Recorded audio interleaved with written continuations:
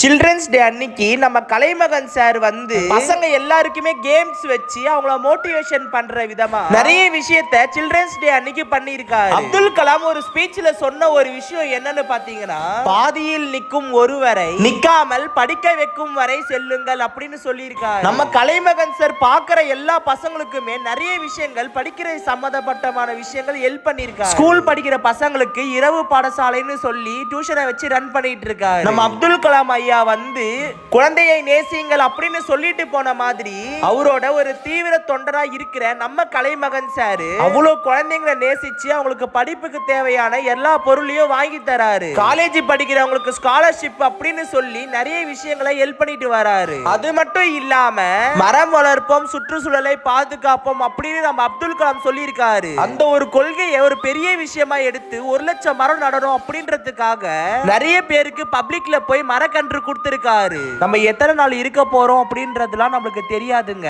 இருக்கிற வரைக்கும் குழந்தைங்க கூட சந்தோஷமா நிம்மதியா வாழ்ந்துடணும். காசு பணம்லாம் இன்னைக்கு போகும் நாளைக்கு வருங்க, ஆனா திரும்ப போன உறவு வரவே வராது.